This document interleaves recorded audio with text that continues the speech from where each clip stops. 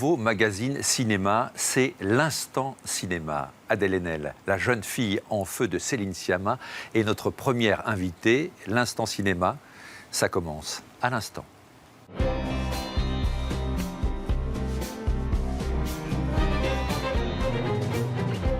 Bonjour à toutes et tous, bienvenue dans l'Instant Cinéma. L'Instant Cinéma, c'est le moment où un film vous emporte intellectuellement, émotionnellement ou même physiquement. Et cette émission est faite pour celles et ceux qui ont été un jour...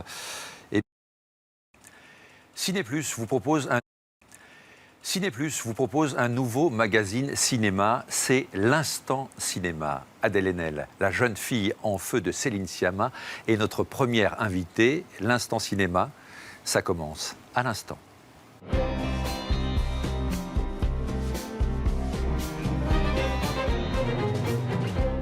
Bonjour à toutes et tous, bienvenue dans l'Instant Cinéma. L'Instant Cinéma, c'est le moment où un film vous emporte intellectuellement, émotionnellement ou même physiquement. Et cette émission est faite pour celles et ceux qui ont été un jour touchés par un instant de cinéma. Bref, les amoureux du cinéma, de ses mystères, de ses joies, de ses souffrances. On va donc en parler avec Adèle Haenel. Bonjour Adèle. Bonjour. Ça va ? Oui, ça va. Merci d'être là pour cette première. Adèle, vous faites l'actualité donc en ce moment avec le très beau film de Céline Sciamma, Portrait de la jeune fille en feu, dont vous partagez l'affiche avec la talentueuse Noémie Merlan, un film qui a été présenté en compétition au dernier Festival de Cannes, qui a reçu le prestigieux prix du scénario. Alors, on va revenir tout à l'heure avec Céline Sciamma sur les enjeux de ce film. Ce sera lors de la deuxième partie de l'émission, il y en a deux, qui s'appelle l'Instant Cinéma Grand Écran. Mais tout de suite, pour provoquer un peu les dieux, les déesses du 7e art, on va commencer par un questionnaire particulier. Ça s'appelle les 7 péchés cinéma. C'est parti. Et on attaque tout de suite par l'avarice. Êtes-vous payé à votre juste valeur? C'est bizarre cette voix. Personnellement, ça dépend vraiment des projets. Oui. Donc en fonction, je pense que oui, j'essaie toujours de viser quelque chose qui me semble juste en fonction du projet. C'est pas une valeur absolue, quoi. Donc après, peut-être que j'ai une valeur fluctuante. Après, si on peut profiter de cette question pour soulever la question des inégalités entre les hommes et les femmes, je suis pour, parce qu'effectivement, structurellement, à poste égal, les femmes sont moins payées et les actrices sont beaucoup moins payées que les acteurs. Que les acteurs, on est d'accord. Voilà. Gourmandise. Vous avez faim de quoi aujourd'hui? Moi, là, je suis très... bref, je travaille au théâtre avec une metteur en scène qui s'appelle Gisèle Vienne, et qui travaille beaucoup sur la distorsion de l'espace et du temps au travers de l'émotion. Et donc de trouver un espèce de langage physique qui permet de créer cette distorsion, voilà. Vous avez besoin de la scène, donc. Oui. On va enchaîner avec la luxure. Vous êtes prête à tout devant la caméra? Et en fait, cette question, elle est bizarre, parce qu'elle suppose toujours qu'on vole quelque chose, que la seule façon d'être actrice, c'est de se faire voler des choses. Et effectivement, c'est une façon qui est un peu, on va dire, un grand classique du cinéma, c'est-à-dire le fait qu'on vole à l'actrice, notamment, par exemple, j'imagine que puisqu'on parle de luxure, par exemple, par rapport aux scènes d'amour ou des choses comme ça, et en fait, je trouve que c'est dommage de se limiter à ça, parce qu'il me semble que ça peut être beaucoup plus joyeux, beaucoup plus inventif que ça, et qu'on n'a pas forcément besoin de se faire voler des choses ou d'oser des choses extrêmes. Enfin, c'est une question de collaboration, quoi, je trouve, et c'est... Ouais, voilà. Ça veut dire que vous pouvez aller loin si vous êtes la collaboration se passe Mais bien en fait, avec votre... Aller loin, Vous n'avez pas de limite de... Enfin, je ne sais pas, on peut avoir des limites de pudeur physique sûr, ou de bien pudeur sûr. émotionnelle, je ne sais pas, ou de... Non, mais effectivement, il y a des choses qui sont peut-être plus dures que d'autres, mais... Vous jouez quelqu'un de très mauvais, j'en sais rien, un personnage qui vous plaît pas, qui moralement... J'avoue que j'ai pas vraiment, a priori, de limite. Je pense que ça dépend vraiment de la collaboration, avec qui on fait les choses. Parce que c'est pas tant la nature de ce qu'on fait que comment on les fait qui est impactant, en fait. Envie? Envie? Avec qui échangeriez-vous votre carrière? Par exemple avec Thomas Pesquet ou un truc comme ça. Ah ouais. S'il veut échanger, je veux dire. Ah oui, vous avez envie de partir là-haut? Ouais. Bon, je veux dire, comme ça. Hein. C'est la première personne à qui j'ai pensé. Mais... C'est pas mal. Paresse. Vous pourriez tout arrêter? Non. Non, je trouve ça super excitant de faire des choses. Enfin, parce que c'est pas juste faire des choses, c'est échanger avec des gens avec qui on collabore. Et c'est une des choses qui m'excite le plus dans la vie, en fait, de trouver des solutions, on va dire, matérielles, des idées pour construire des films, pour construire des plans. Je trouve ça super excitant. Je trouve que les enjeux émotionnels, ils sont hyper élevés. Et que, donc, je n'ai pas trop envie d'arrêter ça. Je comprends. Et c'est tant mieux, d'ailleurs. Colère. Qu'est-ce qui vous énerve dans le cinéma? Juste dans le cinéma. Oui, juste continuer. Non, ça va. Enfin, moi, je sais pas, on m'a souvent dit que j'étais en colère. Mais je trouve que le cinéma, et le reflet, enfin, le fonctionnement du cinéma n'est pas différent de celui de la société en général. Effectivement, il a ses propres règles, etc. Mais bon, les abus de pouvoir, ils sont aussi légion, et ça m'énerve, ouais. Ça m'énerve beaucoup. Mais dans le monde de manière générale, ça m'énerve. Vous me gardez ça. Orgueil. Vous aimez ce que vous êtes devenu?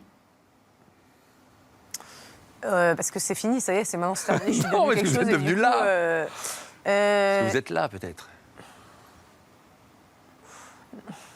Franchement, je ne saurais pas répondre à cette question. Je suis assez fière d'avoir fait les films que j'ai faits. Enfin, de manière générale, je les aime vraiment. J'essaie vraiment de faire les choses avec une foi dans le cinéma et puis une sorte de respect pour les spectateurs. Je ne sais pas comment dire, en m'engageant à fond dedans. Donc, je ne sais pas si on peut dire que j'aime ce que je suis devenue, mais j'aime bien les films que j'ai faits, ouais. Non, voilà, c'était le questionnaire. Voilà. Bravo, les 7 Merci, péchés cinéma, j'ai c'est essayé. passé. Mais j'aimerais quand même continuer avec ça. Vous vous souvenez de vos rêves d'enfant, Adèle? De moments où vous rêviez d'être actrice? Vous rêviez... Non, moi j'ai été actrice parce que j'ai adoré jouer, en fait. Ouais. J'avais pas compris que c'était un métier à la base. C'est juste que en fait, mes parents ils m'avaient mis dans un cours de théâtre quand j'étais enfant et j'ai adoré. C'est comme ça que j'ai commencé, en fait. J'ai pas commencé en regardant des films.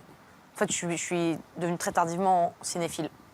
Et vous avez rêvé à un moment donné des Césars, parce que vous avez quand même reçu 2 Césars, dont celui de la meilleure actrice, c'était Les Combattants de Thomas Caillet, c'était en J'ai 2015. bien halluciné, elle est super cette photo. 2014, c'était déjà meilleur second rôle féminin, le film de Catel qui les verrait. Suzanne, vous, en embrassant à un moment donné ce métier, vous avez rêvé aussi de cette gloire-là, de cette réussite-là, de cette reconnaissance-là, Adèle? Ça fait quelque chose d'avoir du succès, mais je sais ouais. pas très bien quoi. C'est presque comme secondaire, en fait. Enfin, l'enjeu, c'est quand même de faire des films qu'on aime et la vraie vie, elle est là, quoi. Alors oui, c'est hyper émouvant de se dire que les gens nous reconnaissent, les gens du milieu, que quelque part cette attention, et ça permet de continuer la recherche artistique, quoi. Voilà. Alors on va voir si vous avez beaucoup changé depuis vos débuts, depuis le moment où vos parents vous ont donc emmené faire du théâtre. Alors le film que vous a révélé, bien sûr, c'est La naissance des pieuvres de Céline Sciamma, c'était en 2007, mais vous avez commencé très tôt dans le cinéma. En 2002, c'était Les Diables de Christophe Ruggia, aux côtés de Vincent Rottier. Vous aviez à peine 12 ans, je crois. Et celle qui vous a permis de faire vos premiers pas au cinéma, c'est la directrice de casting, Christelle Barras. Oui. Eh bien, Elvin Murphy l'a rencontrée, elle nous parle de vous, Christelle super. Barras. Adèle avait une force de caractère dès le départ hors du commun, quoi, c'est vrai. Pour une enfant de cet âge-là à l'époque, c'était extraordinaire, quoi. Le don qu'elle a fait d'elle, il n'y avait rien à dire. Il me disait, il faut trouver une gosse gauche, quoi, qui ne sait pas danser, qui n'a pas... Je lui dis, il faut que j'aille dans des familles où il n'y a pas la télé, où tu vois, il se passe autre chose. Et en fait, quand Adèle est sortie, sa famille, ça ressemblait à ça, quoi. La première discussion que j'ai avec elle, on parle de l'état du monde, on parle de la société. J'ai l'impression que je discute avec une fille de mon âge. J'ai pas du tout la sensation de parler avec une petite fille. Elle est concernée, Adèle. Elle a une force de vie, une force qui n'est pas commune.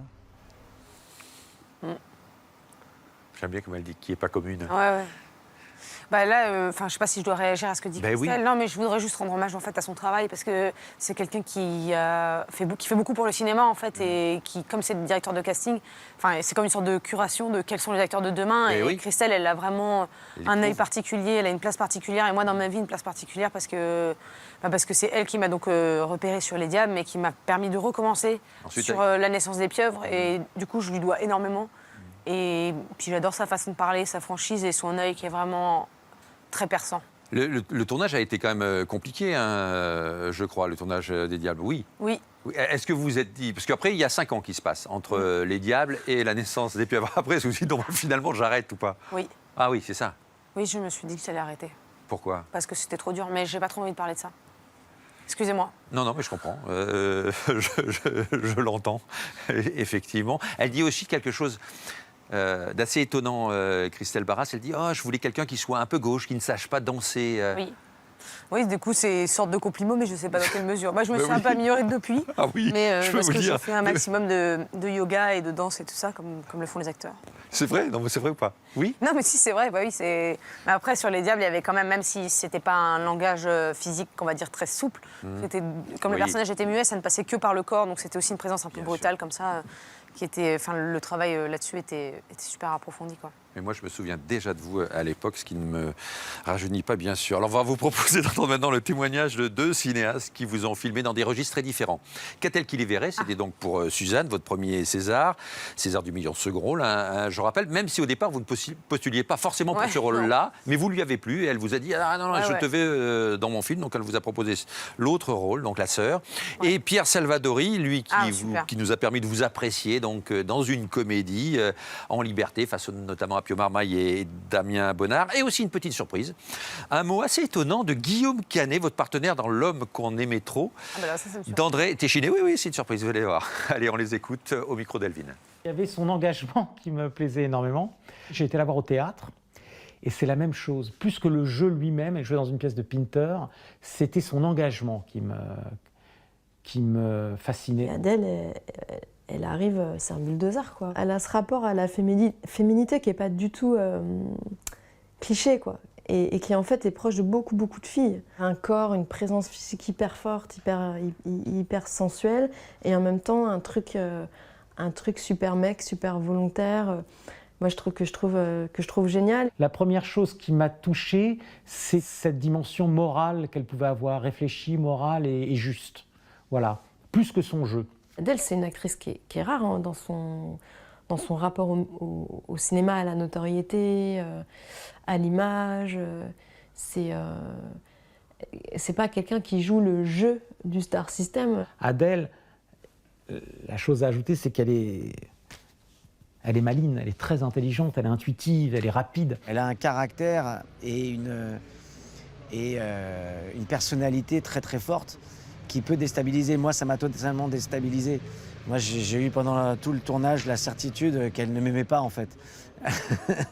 J'ai jamais vraiment osé lui dire, mais j'ai énormément aimé travailler avec elle, parce que c'est un plaisir de jouer avec une actrice de ce niveau-là, quoi. C'est étonnant ce qu'il dit, Guillaume Canet. Oui. Qu'est-ce qui est étonnant? Qu'il avait l'impression que vous ne l'aimiez pas. Non, mais c'est pas ça, on était collègues, on a essayé je pense qu'on venait de 2 milieux différents, puis au niveau de la notoriété aussi, c'était pas la même chose. Puis moi, je suis pas non plus forcément très délicate, hein. Je veux dire, je cherche un peu à aller au... Enfin, j'ai essayé de faire bien les choses, mais parfois, comme l'a dit Salvadori, je confonds la sincérité et la brutalité. Donc voilà. Vous y allez, quoi, en fait.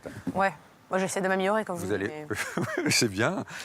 Qu'a-t-elle qui les verrait dit que le Star System, vous n'avez pas forcément envie de jouer le jeu. En même temps, vous êtes magnifique à l'affiche de Manette Figaro, dans cette photo d'Hélène von Dunfert. Pardon, je vous ai interrompu. Non, mais je vous en prie. C'est juste que, dans une certaine mesure, on joue le jeu du cinéma. Enfin, moi, j'essaie de le jouer de manière c'est marrant, correcte. Un petit peu. Oui, mais c'est pas... Enfin, en fait, je suis contente de parler des films. Je suis contente... Là, c'est dans le cadre de la promotion pour le portrait de la jeune fille en feu. Ça me plaît. Mais, va dire, c'est pas le cœur des choses qui m'excitent dans ce métier, quoi. Vraiment pas, en fait. Mais je parle plus même à la limite de devenir une égérie, d'une marque, d'un parfum. Non, enfin, ça, non, ça jamais. Ça jamais. Non, parce jamais, que... vraiment. Jamais. Il ne faut jamais. Je ressortirai ce moment. Non, mais si vous pouvez, en fait, c'est juste que, non, j'ai dit jamais, mais c'est juste, en fait, je considère que c'est un pacte qu'on fait avec les spectateurs, un pacte d'honnêteté en disant, bah voilà, en fait, moi, je vous propose, si vous me suivez ou quoi, je propose de toujours essayer de faire mon mieux, de pas, je sais pas comment dire, de pas vendre leur confiance, quoi. En fait, j'ai juste pas envie de faire ça. Donc c'est pour ça que je ne ferai pas de pub en fait. C'est ce que dit Pierre Salvadori. Hein. Il y a une approche morale qui l'a énormément touché. On le sent encore chez vous et c'est vrai que c'est beau. Allez, grâce à nos archives, on va clore ce tête-à-tête avec un flashback. Donc sur l'une de vos précédentes déclarations hein, dans nos émissions, à l'époque c'était Tout Cinéma. Vous commentiez donc l'évolution de la place des femmes dans l'industrie du cinéma. On vous écoute. Ah, mais... Vous sentez que c'est en train de bouger le métier? Je pense qu'il y a encore beaucoup à faire. Je pense que l'argent est toujours du même côté. Et je pense que oui, alors on est plusieurs à faire en sorte que ce ne soit pas univoque, mais il faut quand même se dire que c'est ça qu'on fait. C'est la voix dominante, elle reste masculine. Et c'est par la lutte, hein, et c'est aussi par la lutte que ça passe. C'est pas la marche naturelle du monde, elle ne va pas vers plus d'égalité. Hein. Bah, on était en 2017, mars 2017. C'était avant le mouvement MeToo. Bah oui, on sent peut-être les prémices Oui. aussi de ça. C'est aussi parce qu'on était nombreux à avoir cette conscience-là que MeToo a émergé. Enfin, Oui. et nombreux, en fait. Oui. Et est-ce que la mobilisation... Enfin, je ne sais pas si les choses progressent vraiment, enfin, en 2 ans, mais on ne peut pas le dire, mais je ne vais pas le dire, mais est-ce que la mobilisation progresse, en tout cas, non? Vous avez cette impression-là, quand même? Oui, en fait. Parce que, comment dire, le féminisme est contagieux. Oui. Parce qu'il est juste. En fait, et que c'est la mise en commun des récits qui fait que bah, en fait, en tant que femme, on va se rendre compte que c'est politique ce qu'on vit de manière privée. Parce qu'on voit que ce qu'on vit de manière privée se retrouve dans la vie de toutes les autres femmes. Et en fait, il y a un truc contagieux à ne plus être seule. Du coup, c'est pour ça que ça progresse. Merci beaucoup, Merci. Adèle Haenel. Je rappelle donc que vous êtes à l'affiche de Portrait de la jeune fille en feu, film magnifique qui s'enflamme d'ailleurs peu à peu, un film à découvrir en salle. Oui. Alors pour terminer notre entretien, Adèle, l'extrait d'un film à voir sur nos antennes que vous allez choisir le film. Alors vous avez le choix entre des films, alors ce sont, je suis désolé, des films de réalisateurs avec des acteurs principaux masculins. Alors il y a, Tous. bah oui, il y a oui, je viens de le voir là, le pianiste de Roman Polanski Voilà, avec non. Adrien Brody, Édouard Romain d'Argent de Tim Burton, avec Johnny Depp, Nos batailles de Guillaume Sénez avec Romain Duris. Vous choisissez? Bah, j'hésite, en fait. Oui. Parce que... Entre Édouard Romain d'Argent et Nos batailles. Nos batailles. Ouais. Parce que j'ai toujours envie de dire, genre, c'est bien de regarder du cinéma français. C'est bien de regarder ce qui se passe aujourd'hui dans le cinéma français. Donc je Bien dirais sûr. plutôt ça, en fait. Nos batailles, super, Ouais. c'est un très bon choix, j'adore ce film. Nos batailles de Guillaume Sénez, donc pour clore cet instant cinéma premier du nom, on vous retrouve dans l'instant cinéma grand écran, À tout de aux suite, côtés alors. de votre réalisatrice Céline Sciamma. Tout de suite, Adèle Haenel, et merci encore. Tu sais, c'est pas parce que t'es malheureux qu'il faut être con. Je veux dire, ta femme, elle est partie, mais elle est pas partie pas parce qu'elle allait bien. Elle doit souffrir vachement de ce qu'elle vit, là. Tu te rends compte de ça? Elle doit souffrir à mort, là, d'être loin de vous. Elle a pas fait pour rien. Ouais. Bon, bah super, elle souffre, ok, ouais. Donc c'est quoi l'intérêt, là? Je comprends pas. On dirait que c'est pas une raison pour l'éradiquer de votre vie. Et je te demande pas de l'éradiquer. C'est ça que tu dis? Si. Putain, commence pas. Wow. C'est ça que tu Je te demande dis. pas de l'éradiquer. Tu- Je te dis juste que c'est pas bien de parler de tête d'elle comme ça le soir avant qu'ils s'endorment. Oh, ça va. Ils sont pas en sucre, tes gamins, non plus. Faut pas déconner, c'est toi qui es en sucre.